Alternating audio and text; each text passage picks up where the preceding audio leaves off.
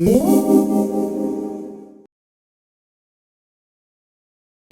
unconscious sun is in Aquarius, and I also have 3 other planets in my unconscious chart that are in Aquarius, and I've always kind of resonated with that energy but never knew why until I looked at my human design astro chart and was like, oh, it all makes sense. So it really is beautiful how they tie together so beautifully and so well to really give us a more holistic view of ourselves and our foundation of who we are.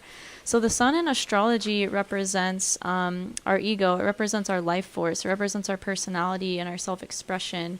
It is also the physical representation of how our life purpose is meant to play out, so it can give a lot of insight into the overall energy of you, and really the highest energy that you're meant to align with and embody in order to really play out your life purpose fully, in the best way for you possible.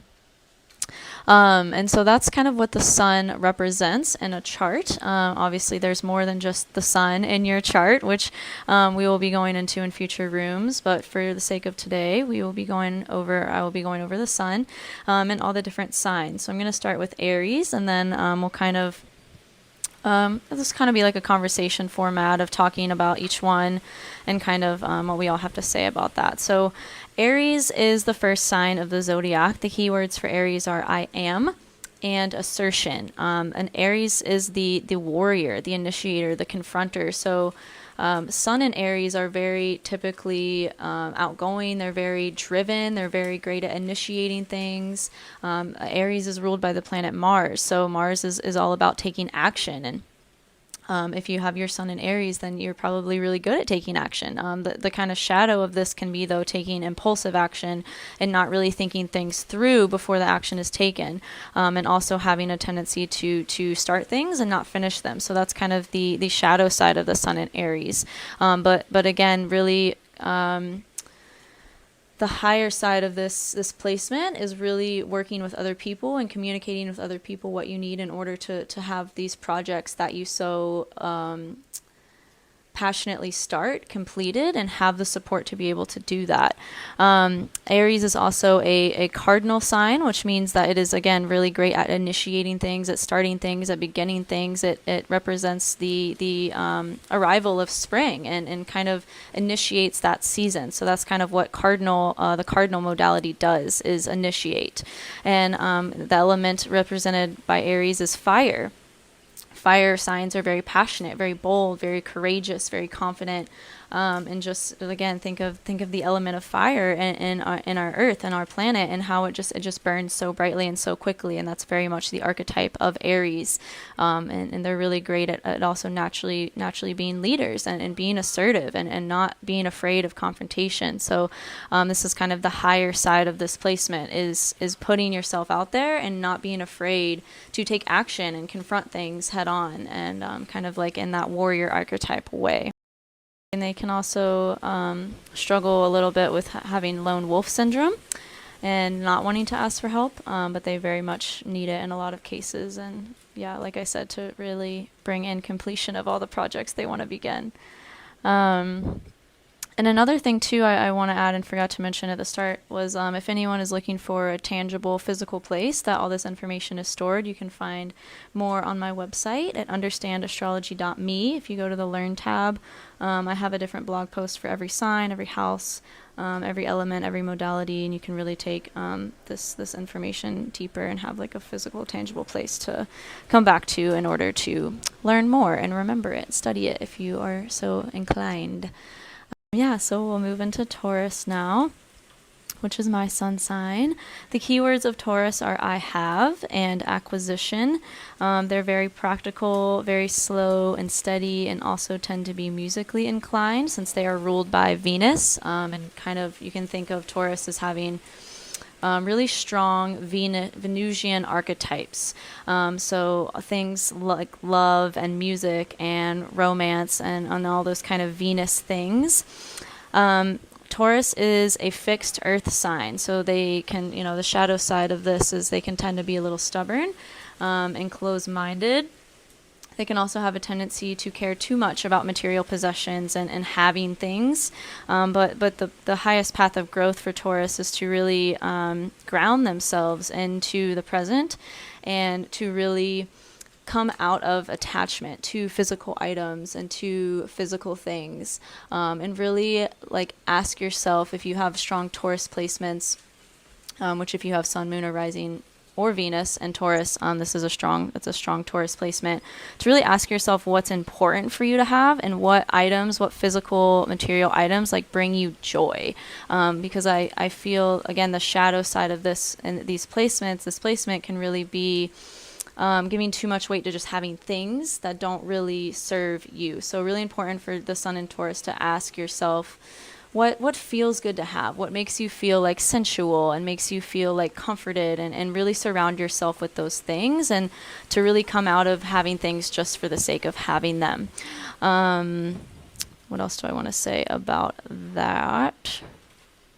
I think that's all I want to say about Taurus. Taurus they're also very naturally gifted teachers. Like what I'm doing right now is a really big part of my life purpose, and really how I am meant to shine is through really teaching my experiences, and which I find a lot of similarities with Sun and Tauruses that I meet and surround myself with. They're very naturally gifted at just teaching things to people in a really simplistic way, in a way that's really just easily digestible and easy to understand.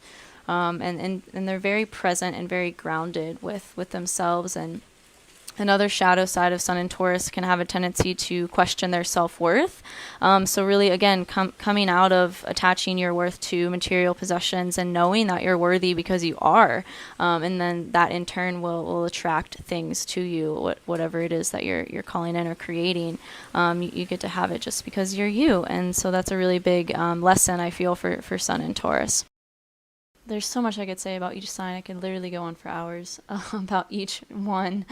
But another Taurus thing is just the simple pleasures, and really also, like you said, Crystal, being centered and grounded in embodiment, and in the physical. So yeah, we'll move into Gemini. Gemini's keywords are I think. They're very much gifted at mental capacities. They're ruled by Mercury, which rules our communication and our mental faculties and our perception. They're also, another keyword of Gemini is versatility. They're very versatile. They're a mutable sign and mutable air. So I like to refer to mutable air as kind of like the happiest place for the air element to be. It likes to flow. It likes to be mutable and changing. And this is very much represented in the energy of Gemini, as being very curious and speedy and flowy, and seeing things from dual perspectives, and from really being able to zoom out and really see the bigger picture and perspective of everything, and really being curious about what is perception versus truth, and really honoring all sides and all facets of something. They're really also intellectual and love to have like mental stimulating, what's the word? Yeah, mental stimulating conversations, and talk about things that are of intellectual topics. It's funny because I'm talking about Gemini, and Mercury is currently retrograde in Gemini, and the words aren't really coming to me clearly, which is just such a Mercury in retrograde in Gemini thing. But yeah, really, I guess that covers it. Gemini is curious. They're intellectual. They're naturally gifted at speaking and at writing, and really telling stories, in a way that's really intriguing, and really gauges people's attention, and really gets people to also see the duality and see things from multiple perspectives, and kind of intrigues and prompts people to question things, and really ask, like what is the ultimate truth, and is there an ultimate truth, or is it all just perspective and perception? And Gemini too can struggle with anxiety, and this is just caused by being in their heads, and it's very important to ground right now more than ever. So Cancer's keywords are I feel and resourcefulness. They're very naturally gifted at being a homemaker, at healing, and really tapping into their emotions. They are cardinal water, which is kind of an uncomfortable place for the water element to be, because like I was saying with Aries, cardinal energy is the initiator. They're meant to really lead, and Cancer really leads with their emotions, but they're also, you know, the what's the symbol that represents Cancer is the crab. So they really have a hard time with putting themselves out there and being seen, and they can have a tendency to want to like revert back to their shell oftentimes, when their power is really in standing in who they are and owning their intense ability to be able to feel and to heal those around them, and through feeling and through the reflection of emotion. They're also very naturally gifted at taking care of people and being a nurturer, cooking for people, cleaning up people's homes. One of my favorite placements is Moon in Cancer. I just feel like anyone that has the Moon in Cancer exhibits this Cancerian energy so well. They're just so naturally gifted at nurturing and taking care of others and supporting people. They're also very naturally gifted at building community and bringing people together and holding space for people to feel. And I will say briefly, every sign has mastered the sign that comes before it. So Aries is the first, and it's kind of like a baby, and Taurus has really mastered Aries and brings a new kind of energy to that. So Cancer has kind of mastered Aries, Taurus, and Gemini, all the signs before it, and also brings in the feeling side of all of that energy. Some shadow sides of Cancer can be passive aggressiveness and not communicating their needs, because again, they are very naturally gifted at caring for others, but that can sometimes lead to them taking it too far and not giving enough nurturing and support to themselves, and it kind of leads to this burnt out energy that leads to passive aggressive behavior. And so really important for Cancers and Sun and Cancers especially to really take care of yourself and really nurture yourself the way that you do others so effortlessly, and to really make sure that when you are nurturing and supporting other people, you're doing it from a place where your cup is full. They're also very naturally gifted with intuitive abilities and psychic abilities. I feel they don't even know how truly psychic and intuitive they are a lot of the times. It can almost be like an overwhelming thing. And I know a lot of Cancers I've known too have like crazy vivid dreams and like prophetic dreams, and they're just super tapped in and intuitive, which is a theme of all water signs, but I feel like Cancer really embodies this super strongly. And you also kind of see that with the opposite of all these signs, like Capricorn as well is very psychic and also very, I feel like, can be a good cook, a good chef as well. So I'll get into that a little more once we cover the first 6 signs, but I feel like when you look at the sister sign as well, there's a lot of these overarching themes. When we zoom out, we can kind of see like the commonalities between the two opposing signs.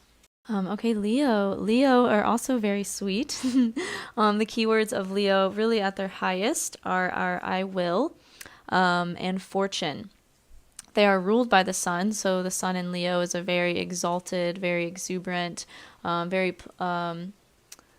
bold place for the sun to be in Leo. They love to be the center of attention. They can also have a tendency to be dramatic, and they're just very like happy-go-lucky. I feel like Leo at their highest are very heart-centered, very naturally gifted at inspiring people and helping people to feel seen and to feel heard, and they're very naturally courageous and confident in who they are, and really bold with the way that they present themselves to others.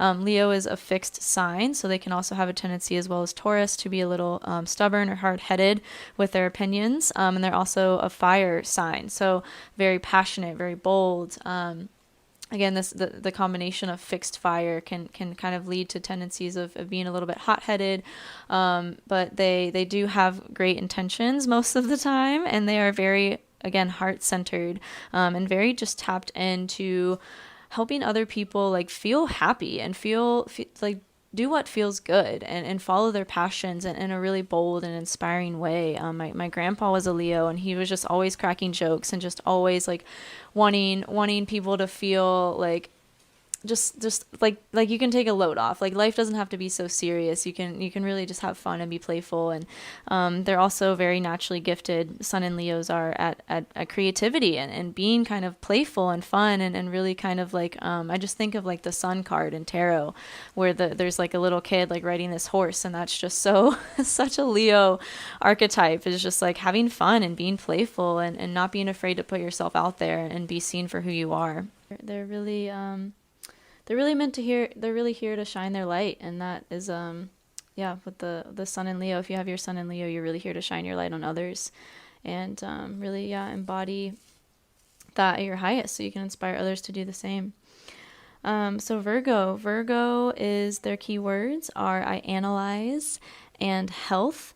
Virgo rules the 6th house, and the 6th house is all about our health and our routine and how that directly correlates to our well-being and our work life. A lot of Virgos that I know can also tend to be workaholics and can struggle with like slowing down, but the fact that they are an earth sign really helps them kind of have the ability to be able to do that when they do find themselves kind of getting burnt out, which I feel happens quite a bit for Virgo, because they just love to be of service and love to give to others, and really also just love to serve and love to kind of be support for other people.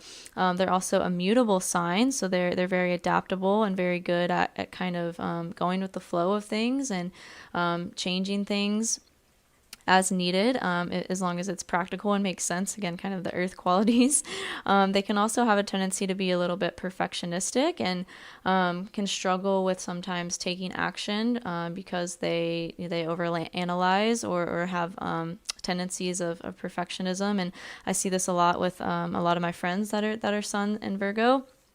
They love to work and they love to be of service, but they can also kind of have a tendency to not pursue something fully if they don't have it perfectly thought out or planned. So that's kind of like a lesson for Virgo, is to kind of just like take messy action and do the thing that you feel called to do and know that it's going to serve people even if it's not perfect. They're also ruled by Mercury, so they're naturally gifted at communication and bringing people together and being very intellectual.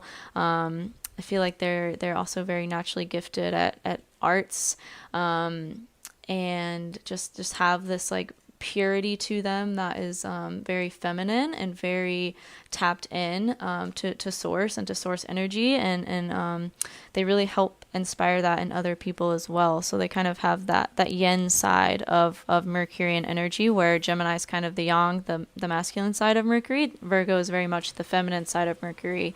Very good at refining things, and a very important thing for Sun and Virgo to have is organization and cleanliness. Because otherwise they can, a cluttered space is a cluttered mind. So very important for Virgos to have a clear and organized space in order to really work efficiently and to have space, to take space when they need it and rest. It's almost like their brain is like a computer, and they just have these like file folders. And that's what I say about Dave. Yep, it's so true. So true.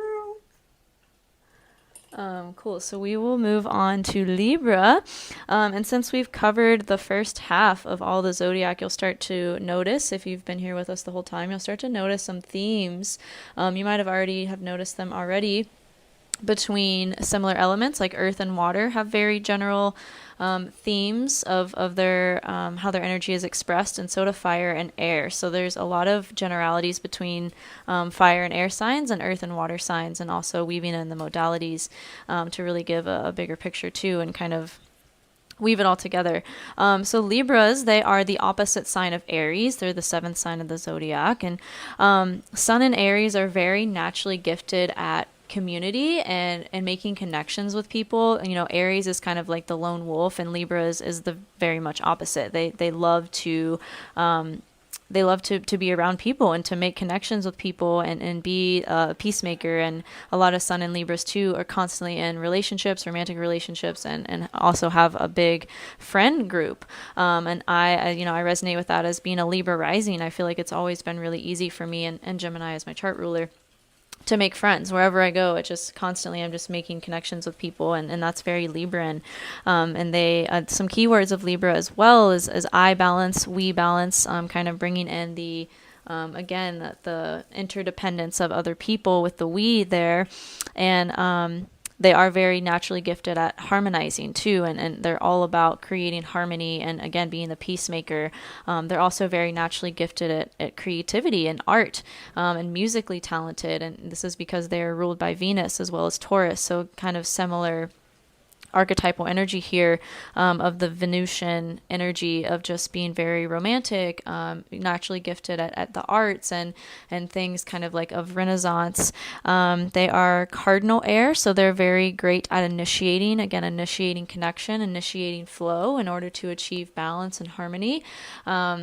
And what's some other? Sun in Libras, I feel, can also have a tendency to be a little bit codependent and have a tendency to, even though they are cardinal, not initiate until they see it in another person. Like they very much, I feel, base a lot of their decisions off of what they see other people doing.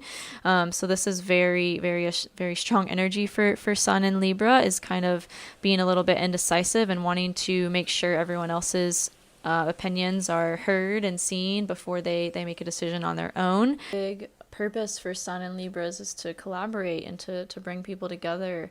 And yeah, to really, since they're an air sign, they're very naturally gifted at communication and kind of, again, harmonizing relationships and being very graceful, which with the way that they speak and the way that they present themselves, and kind of just like calling for people to embody that as well, and to kind of like be inspired by that energy and the connections that we make.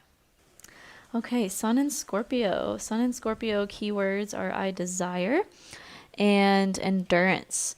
Sun and Scorpios are very naturally gifted with intuitive abilities, and this is also a water quality. They're powerhouses. They're very powerful beings. I feel a lot of Scorpios get a bad rap because they just don't understand their power, and it really just comes across as like kind of, they're also ruled by Mars, so it can kind of come across, if not fully embodied and integrated, as like this kind of aggressive nature. And they're very intense and very passionate. And they're kind of like on the flip side of Taurus. It's like Taurus loves to have things, and Scorpio is kind of like seeking to have things. So they're kind of like lesson for Sun and Scorpios to kind of release attachment from material and to kind of move more into psychic abilities and the esoteric, and really give more weight to the spiritual realm and kind of those types of things on our earth here, and bring those to the physical. They're also naturally gifted at investigating and at getting to the bottom of things. My North Node is in Scorpio, and I feel like this is I can find out any information, like it's just the most unthinkable ways I can find out anything. It's kind of funny how it works.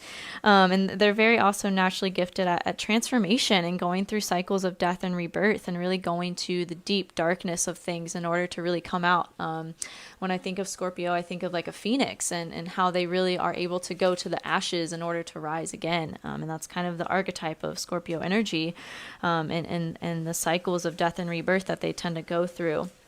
And as a Sun in Scorpio, this is very important as your life purpose. If you have your Sun in Scorpio, this is a very big part of how you're here to express your energy, is being this powerful being that knows you can transmute darkness.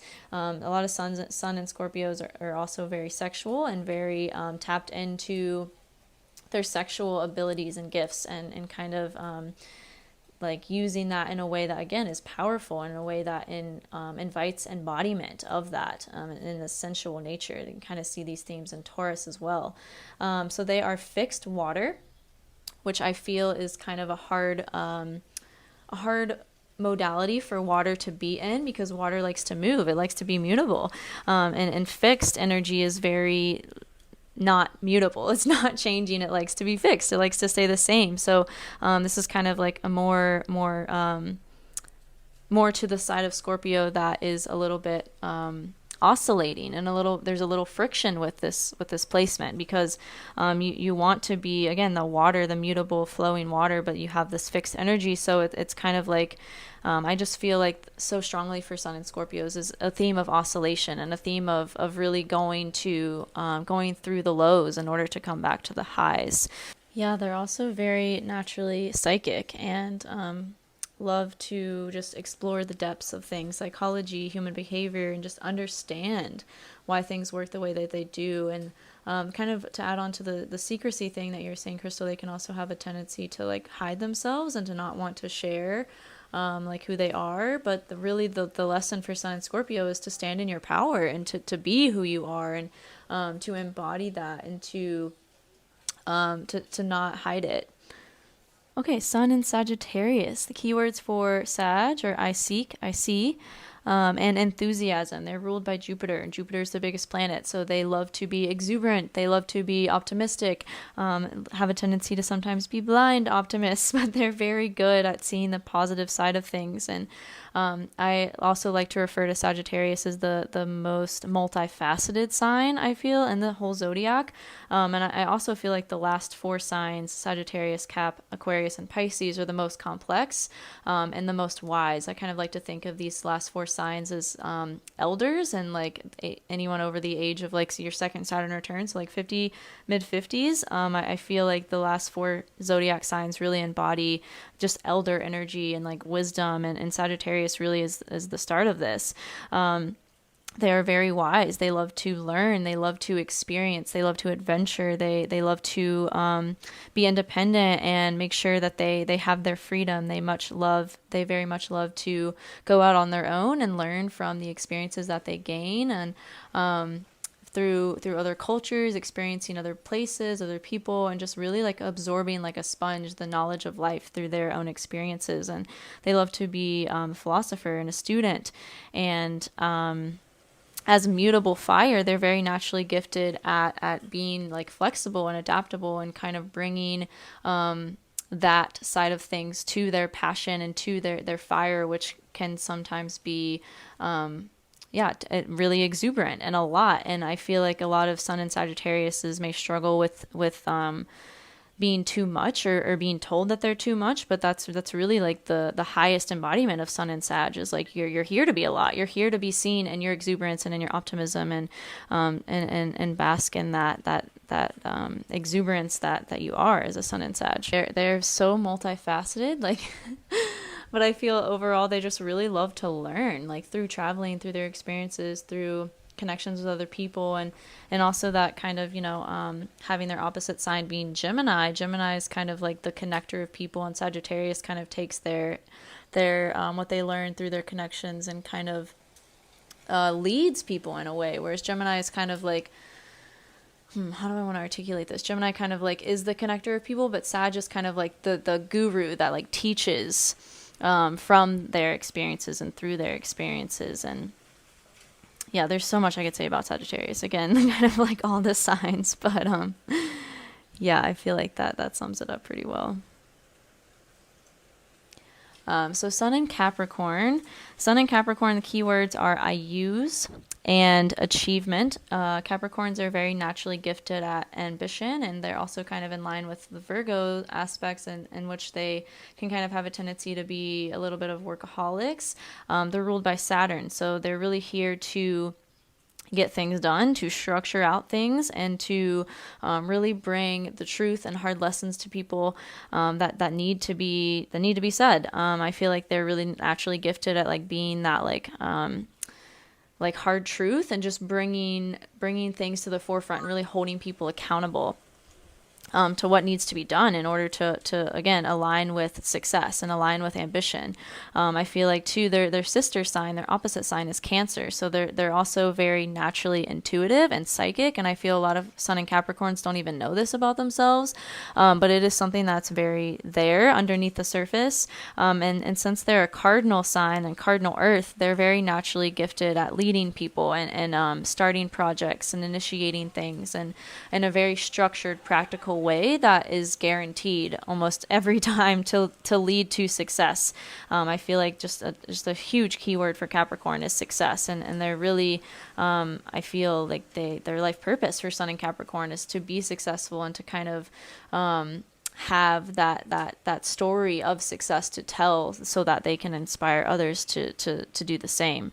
They are very self-sufficient and can have a tendency to kind of bulldoze sometimes and want to like take the lead and just do everything. I feel like it's very similar to Cancer and energy too, because I mean they are sister signs, so it's like really allowing support from others and allowing themselves to like ask for what they need and kind of like delegate instead of feeling like they have to do everything themselves. And they can definitely have that Saturn energy can come really strongly sometimes. I also feel like they're very, same with Cancer, very family oriented and very much love to create like family structure and just like have a family to give to and to kind of provide for, I feel like is a big thing for Capricorns too. Cool. So Aquarius, we're down to the last two signs. Aquarius's keywords are I know and idealism. So Aquarius is also ruled by Saturn like Capricorn, but they also are ruled by Uranus as well. So they kind of bring this Uranian energy to Saturn in a very innovative way. Sun in Aquarius very much needs to have their space. They need to be different. They need to be seen in their individuality and their truth.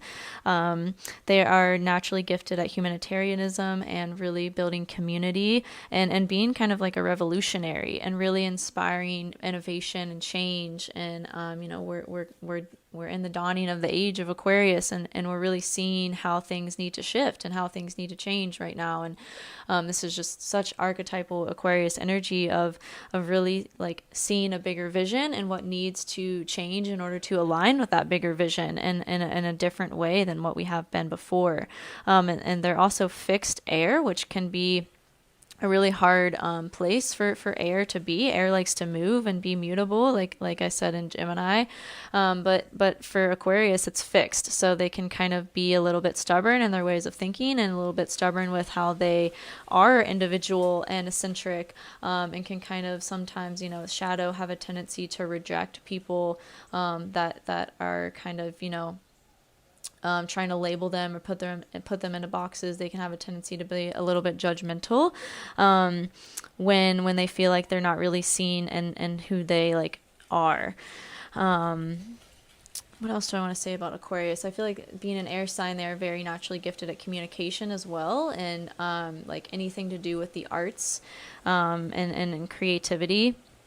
Their glyph is actually the two squiggly lines, which represent the serpents of knowledge. So I feel they're very much here and in line with Sun being your life purpose and the physical manifestation of your life purpose. They're really here to bring the knowledge from the etheric realms down to us here on Earth, so that we can really innovate what we're doing here and really move towards a more collective way of being, and a way of being that does embrace the individual and allows for people to kind of be who they are without labels and without boxes. So I feel like that's very important for Sun in Aquarius as well. They're very naturally intelligent, and they're all about using that intelligence in a way that helps and supports the collective move into a higher vision, a higher way of being. So last but not least is Sun in Pisces. The keywords for Sun in Pisces are I dream, I believe, and vision. So Sun in Pisces, they're very wise. They're the last sign of the zodiac. So like I was saying at the beginning, they really have mastered each sign that has come before them. And they are really gifted at dreaming and being a mystic, and being a poet, being an idealist, and really like just envisioning how they can use their wisdom to better those around them. And they are mutable water, which I feel is the most harmonious modality for water to have. It is the truest water sign. Pisces are, because they're very flexible and adaptable and changeable, and water loves to be flowing and loves to be changeable and adaptable. So Pisces are very naturally gifted at just going with the flow and just kind of following their intuition and whatever calls for them in the moment. And that being said, they can kind of have a tendency to give too much weight, kind of like what we were talking about with Libra, to give too much weight to other people, and not kind of stand in their own sovereignty or trust their intuition, because it is so strong. But they're, as a society, we're not really taught to trust our inner knowing. So that can be a lesson for Sun and Pisces, is to really trust that and to really take action from that intuitive knowing place, almost like a claircognizance, of just having this sixth sense of knowing things, and just the natural ability to be intuitive and to just kind of like have this vision of the future and yeah, like we've talked about with all the other water signs, they're very psychic and very naturally gifted with intuitive abilities and things of that nature. They also are much feelers, and they feel very deeply, and this also kind of goes in line with the intuition. They can just feel things. They can feel energies in a room. They can feel future things that might happen. They can feel, they're very naturally empathic as well, and can really just feel deeply the emotions of other people. And that's kind of a big gift of theirs, is to use that in a way that creates harmony, in a way that kind of helps other people to feel as deeply as they do. Very intuitive with picking up on people's needs and knowing what people need and how to like fulfill those. And something too is creativity. I forgot to mention, they're very naturally creative, and I feel like most Pisces I know are like somehow in the entertainment industry, either music or art or painting, or I just feel like they have such a knack for using their creative gifts and talents in a way that like really channels their emotions into it.